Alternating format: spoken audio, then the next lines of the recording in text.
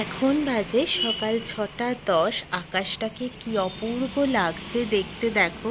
হ্যাঁ, হতে পারে হয়তো তোমাদেরকে শুরুটা আমি রোজ একইভাবে করছি, তবে সিরিয়াসলি মানে এত সুন্দর দেখে আমার মনে হয় যে আমি রোজই যেন আকাশটাকে দেখতে থাকি শুধু। তো সেটা তো আর সম্ভব না।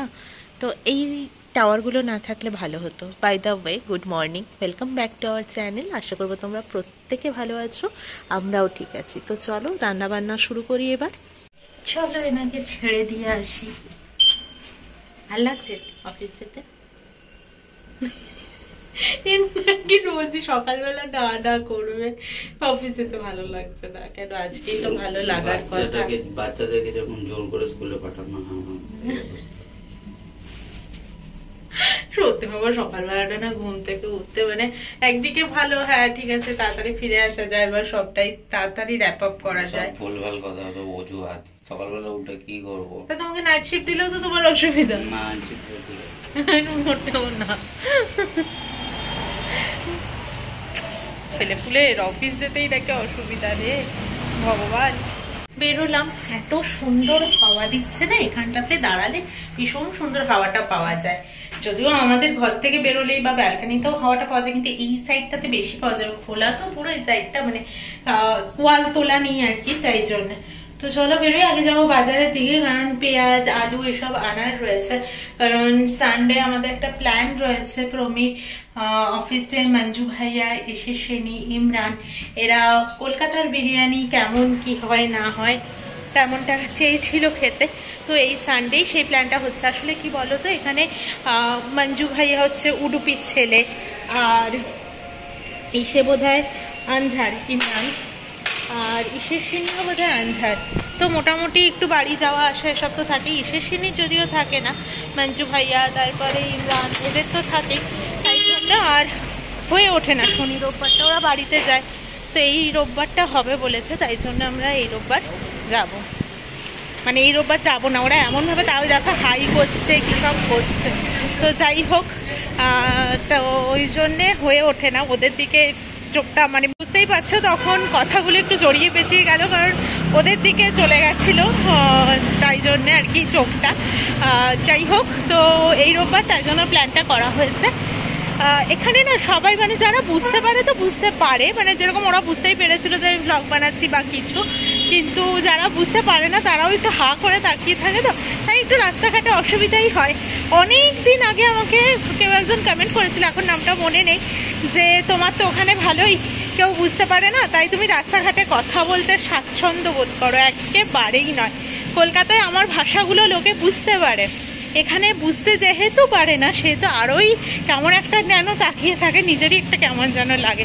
যাই হোক, আর বক বক করবো না, চলে যাওয়া যায়। ফুলকে ঠিক কি ফুল পড়ে বলে আমি জানি না, তো পেছন দিকে একটা গাছ ছিল, তো রাস্তায় না ফুলগুলো পড়ে থাকে, তাই মনে হলো একটু তুলেই নিই, কারণ গাড়ি ঘোড়া যায়নি এর ওপর দিয়ে, বেশ ভালো লাগছিল দেখতে।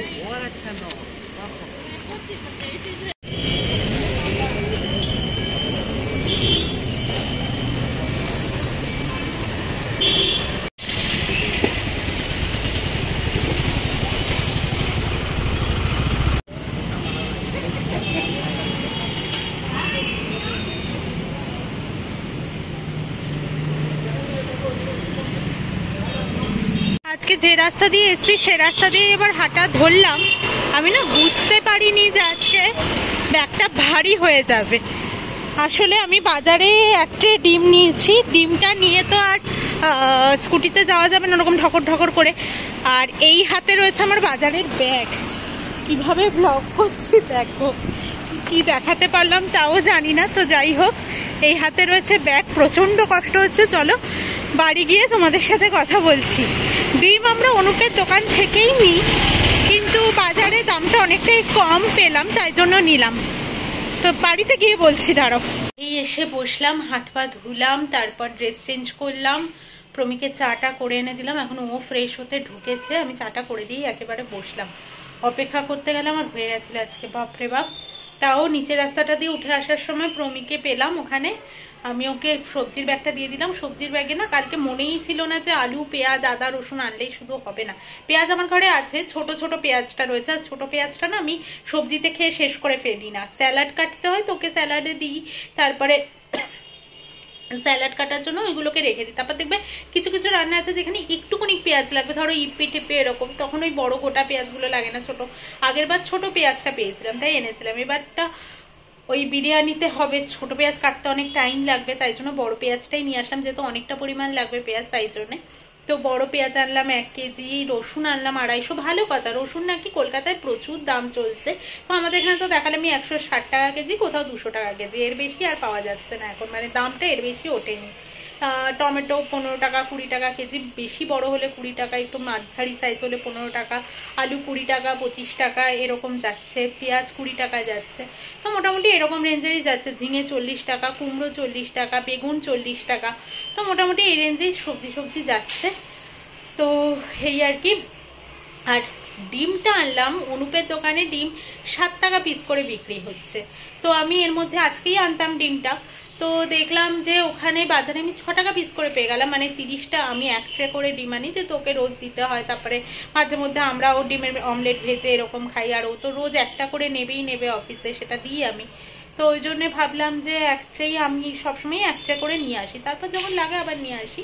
তো অনুপের দোকানে যখন গেলাম তখন বললো 7 টাকা পিস, আমি আর আনিনি তখন কারণ ঘরে ছিল।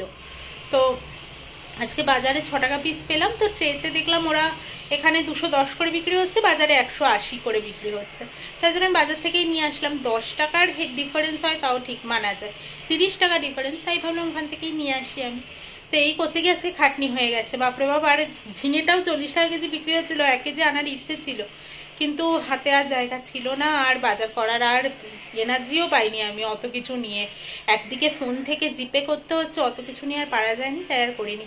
আর ডিমার্ট যাবো ভেবেছিলাম আজকে, ডিমার্ট আর যাবো না আমরা আজকে, ও না করছে, বললো যে ও না স্কুটিটা ঢুকিয়ে দিয়েছে, যে ডিমটা নিয়ে আমি হেঁটে হেঁটে পেছনে এসেছি, ওকে মনে করায়নি যে স্কুটি বাইরে রাখো, ও স্কুটি ঢুকিয়ে দিয়েছে। আর সত্যি কথা বলতে আমার আর এনার্জি নেই যে এখন জামা কাপড় পরে বসে থাকবো বা কিছু, বললাম কালকে দুপুরে যাবো বা কিছু এমার্জেন্সি কিছু দরকার, এরকম তো কিছু নেই, তাই জন্য। তো চলো আবার তোমাদের সাথে রাতে কথা হবে। এখন বাজে 8:52, আমি এসেছি রান্নাঘরে, আর আমি কাটলাম এতক্ষণ, কারণ পেঁয়াজ কাটছিলাম, অনেকটা পরিমাণেই কাটলাম, মানে অনেকটা বলতে 4টে পেঁয়াজ মতো কাটলাম, ছোট মাঝারি সাইজে। চলো দেখাই তোমাদেরকে কি কি আমি গুছিয়ে নিয়েছি। চিকেনটাকে ম্যারিনেট করে রেখেছি বেশ অনেকক্ষণ ধরে। এটার মধ্যে আছে টক দই, সামান্য জিরে গুঁড়ো, সামান্য ধনে গুঁড়ো, লঙ্কা গুঁড়ো, কাঁচা লঙ্কা বাটা, আদা বাটা, রসুন বাটা, নুন, আর হচ্ছে টক দই তো বললামই বোধহয়, এইসব দিয়েই মাখিয়ে চুকিয়ে রেখে দিয়েছি, আর হচ্ছে বিরিয়ানি মশলা একটুখানি। আর এখানে বেশ কিছুটা আমি পেঁয়াজ কেটে নিয়েছি, এটা পুরো বেরেস্তার মতো ভাজা হওয়া অবধি অপেক্ষা করব। আর টমেটোটাও আমি কেটে নিয়েছি, আর হচ্ছে এখানে ভাতটাও বসিয়ে দিয়েছি। চিকেনটাকে ঢাকা চাপা দিয়ে তো কষাচ্ছি, দেখতেই পাচ্ছ পেঁয়াজটাকে ওরকম ভেজে নিয়েছিলাম, তারপর টমেটোটাকে দিয়ে কিছুক্ষণ নাড়াচাড়া করে মাংসটাকে দিয়ে নিয়েছি। এবার দিয়ে দেবো ধনে পাতা আর পুদিনা পাতা একসাথে কাটা। দেখো দই টমেটো এসব থেকে জলটা বেরোচ্ছে, আর চিকেনটাকে কিছুক্ষণ আমি কষিয়ে নিয়েছি, আর তেলও রিলিজ করছে দেখতেই পাচ্ছ। এবার দেখো ভাতটাকে আমি 50% মতো করে নিয়েছি, আর 50% মতো হবে এখন, তো এখনই আমি দিয়ে চাপা দিয়ে দেবো, ভাতটাকে দিয়ে দেবো ওখানে। ওদিকে তো বিরিয়ানি হচ্ছে, এদিকে কাবেরী আন্টি হঠাৎ করে আমাকে জানালো যে দেবলিনা ওখানে রামেশ্বরম ক্যাফে কোথায় আছে, ওখানে নাকি দুপুরবেলা ভীষণ বিস্ফোরণ হয়েছে, মানে হেভি রকমের আর কি, ভীষণ বলতে সেটা। তো আমি বলছি আমি তো কিছু জানি না, দেখতে হবে, কারণ নিউজ সত্যি কথা বলতে দেখা হয় না। তারপরে দেখলাম যে রামেশ্বরম ক্যাফে, তো নাম শুনেছি বিশাল বড় ক্যাফে, তো অনেকগুলো ব্রাঞ্চ তো রয়েইছে, জেপি নগর, তারপরে ইন্দিরা নগর, হোয়াইটফিল্ড, অনেকগুলোই রয়েছে। তো হচ্ছে হোয়াইট ফিল্ডের ব্রাঞ্চে দুপুর 1টার সময়। তো শুনে সত্যিই খারাপ লাগলো, অনেকেই ইনজিওর তো হয়েইছে, তো কি করে কি হচ্ছে এসব বুঝতে পারছি না বাবা। চলো নিভিয়ে তো দিয়ে গেছিলাম গ্যাসটাকে, তখন আর তুলিনি আমি ঢাকনাটা, এখন আসলাম। বাহ সুন্দর ঝরঝরে হয়েছে। যদি মনে হয় যে আরেকটু হবে বা কিছু, তখন না একটু হাত দিয়ে দিয়ে জলে ছিটে দেবে, বা বাটি দিয়ে দিয়ে চারদিকে একটু জল ছড়িয়ে দেবে, এরকম করবে। চিকেন থেকে প্রয়োজনীয় জলটা নাই বেরোতে পারে, আর একটু লাগতে হতেই পারে, তো তাই করবে তখন। এটা হচ্ছে এখানকার স্টাইলের বিরিয়ানি। হয়ে গেছে আম্বুর দম বিরিয়ানি। দিয়ে দিয়েছি, ওরটাও আমারটাও বেড়ে নিয়েছি। তো চলো এবার খেতে বসা যাক। দেখতে হয়েছে না এখানকার মতো?